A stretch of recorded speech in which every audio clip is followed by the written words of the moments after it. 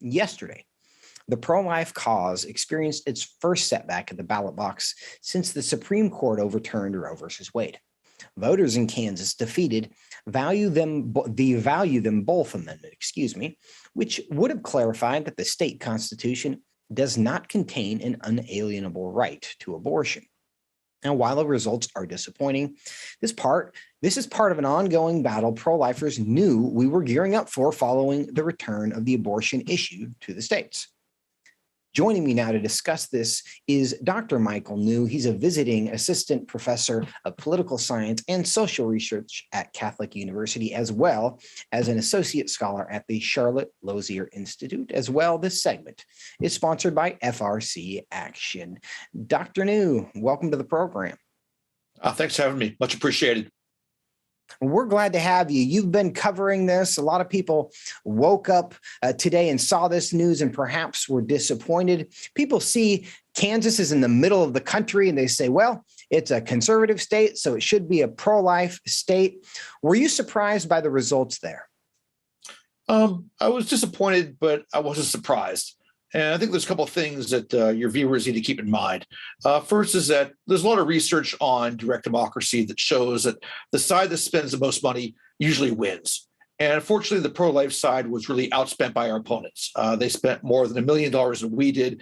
And a lot of that money came from out of state. It came from Planned Parenthood. It came from other politically liberal groups from outside of the state. So when you get outspent, that makes it difficult. So I think that's one thing. Secondly, pro-lifers can succeed in direct democratic campaigns, but a couple conditions have to hold. First is that we have to be proposing something incremental that's clear and easy to understand and can't be distorted. And it also has to be in a conservative state. The second condition held, but the first one really didn't. The Value Them Both Amendment was a good idea, but it wasn't really clear what the implications of this amendment were to a lot of people. It would make it possible for the state legislature to do more things to protect preborn children, but many thought that would result in a statewide abortion ban, which is not the case. But that's the messaging the other side used to great effect. That did succeed. And I think that did play a role in our defeat yesterday. Dr. New, we know that because this was a constitutional amendment that was been on the ballot, the wheels had been turning for a long time, long before the Supreme Court overturned Roe versus Wade in the Dobbs decision in June. But do you think that decision had an impact on the outcome of this vote? Yes, it did. I mean, the decision to put this on the ballot predated Dobbs. Essentially, that in 2019, the Kansas State Supreme Court found that the Constitution in Kansas, the state constitution, protected the right to an abortion. And many pro-lifers are concerned that future rulings might jeopardize existing pro-life laws. They also thought it might make it harder to pass pro-life laws in the future. And that's why they went ahead and put this on the ballot. Then the Dobbs decision came down. And while that was a great victory for pro-lifers, it made it much easier for us to pass protective laws. It also made it possible for us to do a lot more at the state level. And it also energized our opponents. They could try to argue that if Value Them Both passed, that would result in a statewide abortion ban. And again, I think that gave our opponents some extra motivation, certainly gave them some extra funding. And I think those advantages they had were a little bit much for us to overcome. Now, you talked about some of the messaging and the misunderstanding, and there's some just confusion practically perhaps about what it was even trying to say on the ballot, and certainly intended confusion created about what the implications of passing this amendment would be. But here's a clip of what President Biden had to say about the Love Them Both amendment, and then I want to give you a chance to respond. Let's play clip one. Voters of Kansas defeated a ballot initiative to remove the right to choose an abortion from the Kansas Constitution. It's in the Kansas Constitution. They're trying to strike it and eliminate it from the Kansas Constitution. Michael New, is that a fair characterization of what that vote was about? No, I think that's very misleading. I mean, again, first off, there really is no right to an abortion in the Kansas Constitution. That right was discovered by an activist judiciary. What pro-lifers want to do is just make it clear that the Kansas Constitution, does not really go ahead and contain an explicit right to an abortion. They wanted to make sure that existing pro-life laws like limits on taxpayer funding of abortion through Medicaid are protected. They want to make sure they can go ahead and pass gestational age limits in the future. Again, there really is no right to an abortion in the Kansas State Constitution. It was invented by an activist judiciary, and this proposed amendment, was just to put some good protections in place. Dr. New, this has received a lot of attention because it is the first abortion-related ballot measure since the Dobbs decision. But as we all know, because Roe versus Wade has no longer imposed abortion on the entire country, this is going to be fought at a state-by-state level for decades, generations perhaps. What do you think the pro-life community, the pro-life cause, can and should learn from this ballot measure?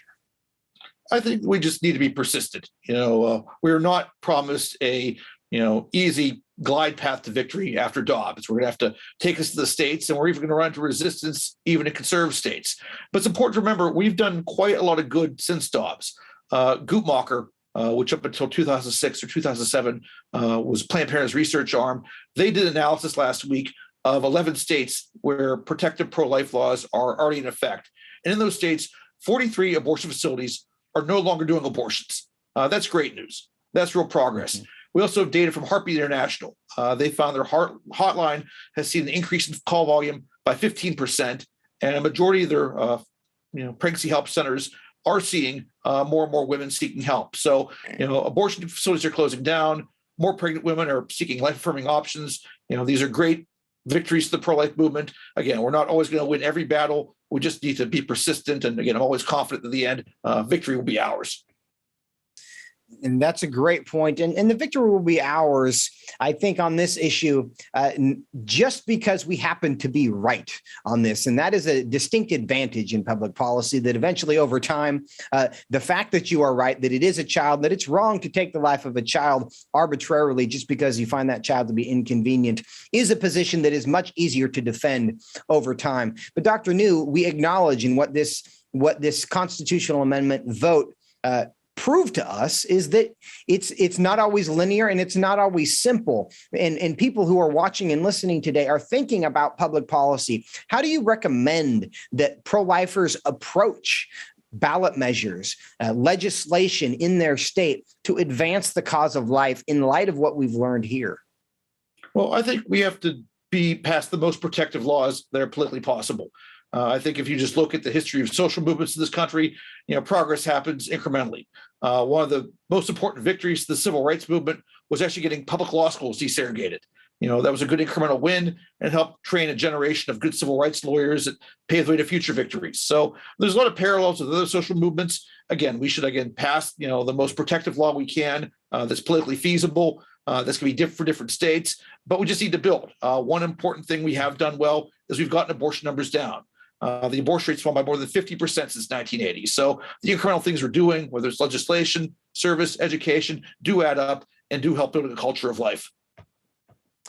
Dr. Michael New, thank you so much for your time today and your encouragement on this, because we will, as the other side likes to say sometimes, be sure to persist. Thank you so much for your time. Thanks for having me. Much appreciated.